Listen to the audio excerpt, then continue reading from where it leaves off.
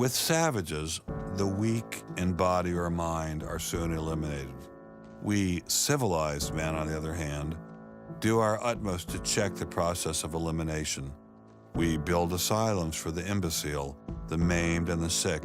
Thus, the weak members of civilized societies propagate their kind. No one who has attended to the breeding of domestic animals will doubt that this must be highly injurious to the race of man. Hardly anyone is so ignorant as to allow his worst animals to breed. Charles Darwin, The Descent of Man, 1871.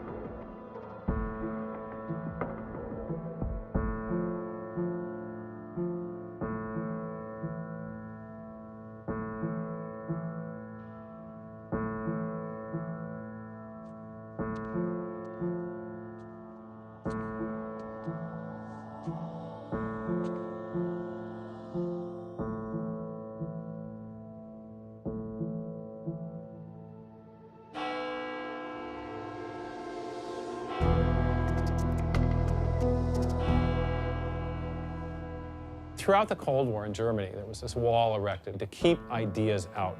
It was erected by people who held an ideology, that were afraid of a competition from other ideas that would come into their society. And what we're seeing happening in science today is very much like that. But I think that's just a strategy for protecting a failing ideology from competition. America didn't become the great nation that it is by suppressing ideas. It progressed by allowing freedom of speech and freedom of inquiry. Thomas Jefferson got it right when he wrote, "We hold these truths to be self-evident, that all men are created equal, that they are endowed by their Creator with certain unalienable rights, that among these are life, liberty, and the pursuit of happiness." Hundreds of thousands of Americans have given their lives to protect these values, but now they're under threat once again. It wasn't just scientists who were being expelled.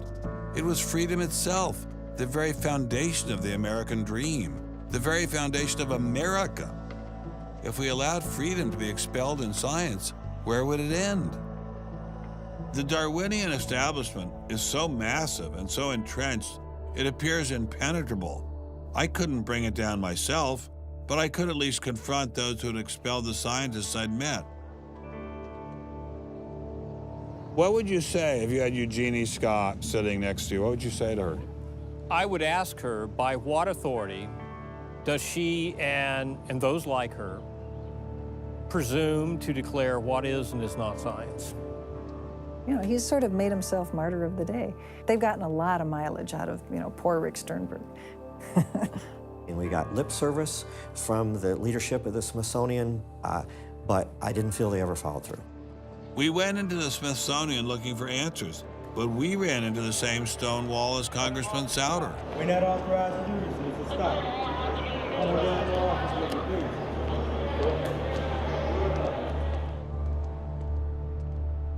please. He said, nonetheless, you have to be disciplined, and I lost my job. We did get an interview with a spokesman from George Mason, but it was impossible to knock him off his script. Her contract was not renewed. It was simply not renewing her contract, which she's satisfied.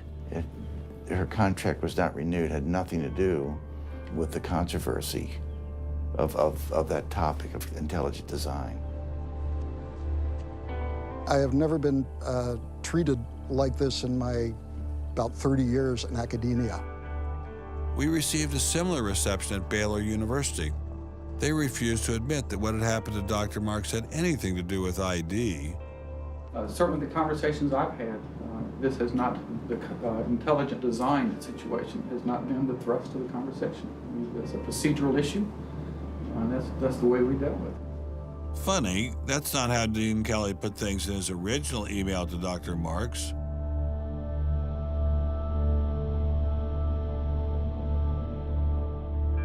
I'm not mixing my religion with my science. The questions that I ask in my intelligent design research are perfectly legitimate scientific questions.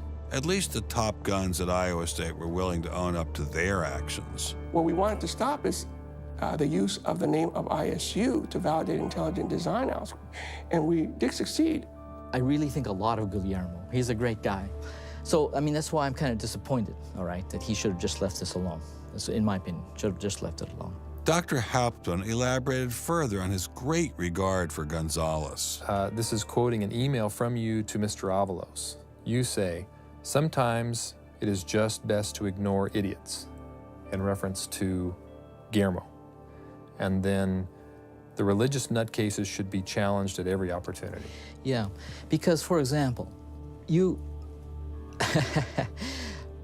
in that case, I'm thinking more of, say, the creationist crowd who claims that God put all the animals on an ark and that's it, all right? That's where all of our animals came from today. That's crazy, okay? You shouldn't be insulting even children with that kind of thing. So these are the idiots, all right? They've always been around. They've always been around. Going after the perpetrators in each of these cases wasn't getting me anywhere. So I reconnected with Dr. Berlinski and Dr. Schroeder to see if they had any advice.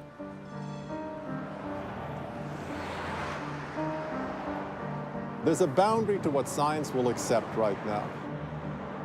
I think the parallel is exactly this wall coming down. Ask any Berliner on from the east side what it meant to have the wall come down. If it is possible to make a break in the wall that will allow academia to ask these fundamental questions that exist and allow them in the science classrooms as well.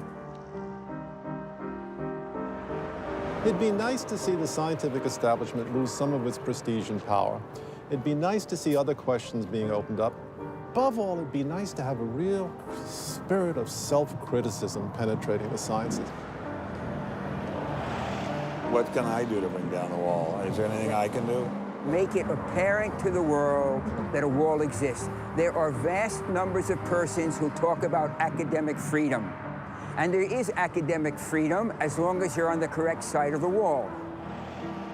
But if you're on the wrong side of the wall, as we mentioned a few moments ago, you lose tenure, and that's a given. I took Dr. Schroeder's words to heart. Obviously, I couldn't take down the wall myself, but I could confront one of its modern architects.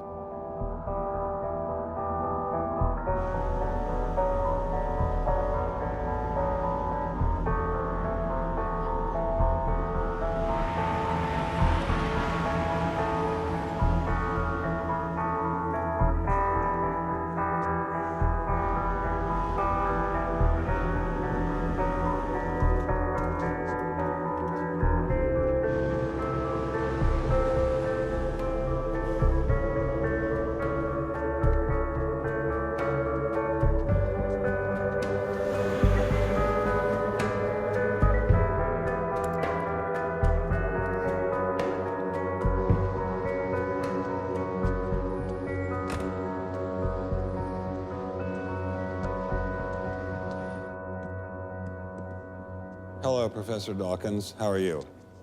I'm Ben Stein. I'm so sorry to keep you waiting. How are you? Fine, thank you.